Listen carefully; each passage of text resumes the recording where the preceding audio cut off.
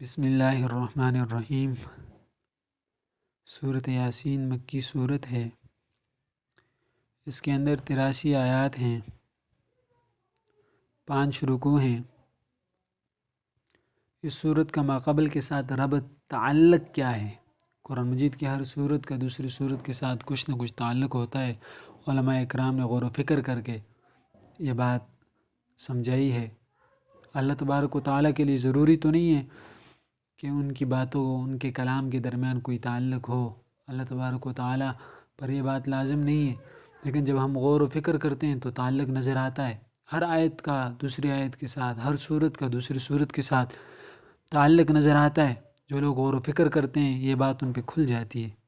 تو یہاں پر جب ہم نے دیکھا کہ سورۃ یاسین سے پہلے ایک صورت ہے سورۃ فاطر، اس صورت مبارکہ کے اندر اللہ تبارک و تعالیٰ کی توحید کا بیان تھا ابتدا کے اندر، پھر آخر کے اندر رسالت کا ذکر ہے، اور مشرکین مکہ کی ان قسموں کا تذکرہ ہے جو انہوں نے اٹھائی تھیں اللہ تبارک و تعالیٰ کی نام کی، اور تاکید کے ساتھ یہ قسمیں اٹھا کر انہوں نے کہا تھا کہ اگر ہمارے پاس کوئی نبی آ جائے جیسا کہ دیگر قوموں کے پاس آیا ہے، دیگر قوموں نے جتنے اپنے نبی کی بات کو مانا، ہم اس سے زیادہ اس نبی کی بات کو مانیں گے جو ہماری طرف مبعوث ہوگا۔ قرآن مجید کے اندر ان کی ان قسموں کا ذکر بھی ہے۔ وَأَقْسَمُوا بِاللَّهِ جَهْدَ إِيمَانِهِمْ لَإِنْ جَاءَهُمْ نَذِيرٌ لَيَكُونُنَّ أَهْدَىٰ مِنْ إِحْدِ الْأُمَمِ۔ قسم کھائیں ان کفار مکہ نے اللہ تبارک و تعالیٰ کی تاکید کے ساتھ، لَإِنْ جَاءَهُمْ نَذِيرٌ، اگر آ جائے ان کے پاس ڈرانے والا کوئی رسول تو لَيَكُونُنَّ أَهْدَىٰ مِنْ إِحْدِ الْأُمَمِ، تو یہ سب سے زیادہ ان میں سے ہدایت یافتہ ہوں گے۔ لیکن کیا ہوا جب اللہ تبارک و تعالیٰ نے حضور کو مبعوث کیا؟ فَلَمَّا جَاءَهُمْ نَذِيرٌ مَا زَادَهُمْ إِلَّا نُفُورًا، تو یہ ہدایت سے دور ہی ہوئے، یہ آپ علیہ السلام سے بھاگیں، آپ صلی اللہ علیہ وسلم کے قریب نہیں آئے، آپ صلی اللہ علیہ وسلم کی بات ماننے کے بجائے، ہدایت یافتہ بننے کے بجائے انہوں نے ہدایت سے دوری اختیار کی اور زمین کے اندر تکبر کرنے لگے، اور رسول صلی اللہ علیہ وسلم کو نقصان پہنچانے کی ہیلے بنانے لگے۔ اللہ تبارک و تعالیٰ اگلی آیت کے اندر یہ فرماتے ہیں کہ جو تم نے نقصان پہنچانے کے ہیلے بنائیں اس کا نقصان تو تمہیں ہی ہوا ہے، اور آپ دیکھو گے سابقہ قوموں کو بھی دیکھو گے، انہوں نے بھی اگر وقت کے نبی کو نقصان پہنچانے کی نیت کی ہے، کوئی ہیلہ کیا ہے، کوئی مکر کیا ہے، تو اللہ تبارک و تعالیٰ نے اس ہیلے اور مکر کے اندر انہیں پھنسایا ہے۔ فَلَن تَجِدَ لِسُنَّتِ اللَّهِ تَبْدِيلًا وَلَن تَجِدَ لِسُنَّتِ اللَّهِ تَحْوِيلًا۔ اور اس کے بعد اللہ تبارک و تعالیٰ مشرکین مکہ کو یہ خطاب کر کے فرما رہے ہیں اولم یسیروا فی الارض، کیا وہ زمین کے اندر پھرتے نہیں ہیں کہ وہ دیکھیں کیسا انجام ہوا ان سے پہلے قوموں کا۔ پہلی قوموں نے جب نبی کی بات کو ٹھکرایا، نبی کی تکذیب کی، زمین کے اندر تکبر کیا،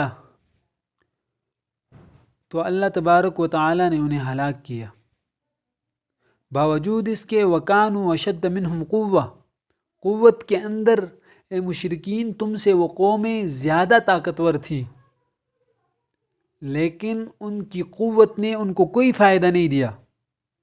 جب وہ باوجود قوت کے ہلاک ہوئے، تمہارے پاس تو وہ قوت بھی نہیں ہے، تمہارے پاس تو وہ طاقت بھی نہیں ہے، تمہاری ہلاکت تو یقینی ہو جائے گی اگر اللہ تبارک و تعالیٰ کی پکڑ آئی۔ وَمَا كَانَ اللَّهُ لِيُعْجِزَهُ مِنْ شَيْءٍ، اللہ تبارک و تعالیٰ کو کوئی چیز عاجز نہیں کر سکتی زمین و آسمانوں کے اندر۔ اللہ تبارک و تعالیٰ زمین کے ہر ذرے کو جاننے والے بھی ہیں، ہر ذرے پر قادر بھی ہیں۔ اس کائنات کا ہر ذرہ اللہ تبارک و تعالیٰ کے علم میں ہے۔ آپ تکبر کرو گے، آپ کے دل میں کوئی بات ہوگی حضور کے لیے، اللہ تبارک و تعالیٰ آپ پر بھی قادر ہیں، اس بات کو بھی جانتے ہیں، آپ کے اس تکبر کو، اس عناد کو، اس بخیلی کو اللہ تبارک و تعالیٰ جانتے بھی ہیں۔ اللہ تبارک و تعالیٰ آپ کو اگر پکڑنا چاہیں تو پکڑ بھی سکتے ہیں۔ یہ سورۃ فاطر کا آخر تھا جس کے اندر یہ بات بیان کی گئی تھی۔ اس کے بعد مشرکین مکہ کے ذہنوں کے اندر ایک سوال آیا کہ اللہ تبارک و تعالیٰ قادر بھی ہیں، اللہ تبارک و تعالیٰ جانتے بھی ہیں، تو پھر اللہ تبارک و تعالیٰ پکڑتے کیوں نہیں ہیں؟ ہم نے حضور کا انکار کیا ہے، حضور اگر سچے ہیں تو اللہ تبارک و تعالیٰ ہماری پکڑ فرما لیتے ہیں اس انکار کی وجہ سے۔ تو اللہ تبارک و تعالیٰ اگلی آیت کے اندر یہی ارشاد فرماتے ہیں وَلَوْ يُؤَاخِذُ اللَّهُ النَّاسَ بِمَا كَسَبُوا، اللہ تبارک و تعالیٰ ان کی گناہوں کی وجہ سے اگر ان کی پکڑ فرماتے مَا تَرَكَ عَلَى ظَهْرِهَا مِن دَابَّةٍ، تو زمین پر کسی چوپائے کو، کسی سانس لینے والی چیز کو زندہ نہ چھوڑ دے، وَلَكِنْ يُؤَخِّرُهُمْ، لیکن اللہ تبارک و تعالیٰ کی ایک سنت ہے کہ اللہ تبارک و تعالیٰ نے پکڑ کے لیے ایک وقت مقرر کیا ہے کہ اس وقت کے اندر اللہ تبارک و تعالیٰ پکڑیں گے۔ فَإِذَا جَاءَ أَجَلُهُمْ، جب وہ وقت آئے گا فَإِنَّ اللَّهَ كَانَ بِعِبَادِهِ بَصِيرًا، اللہ تبارک و تعالیٰ اپنے بندوں کو دیکھنے والے ہیں۔ اللہ تبارک و تعالیٰ جو مومن ہیں ان کو ان کا ثواب دے دیں گے، جو کافر ہیں ان کی پکڑ فرما لیں گے۔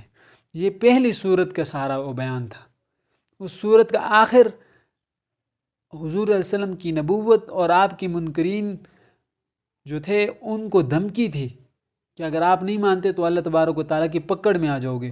اور اس صورت کا شروع جو ہے اِنَّكَ لَمِنَ الْمُرْسَلِينَ، یاسین والقرآن الحکیم، قرآن حکیم کی قسم اٹھا کر اللہ تبارک و تعالیٰ نے حضور صلی اللہ علیہ وسلم کی نبوت ثابت کی ہے۔ اور اس کے بعد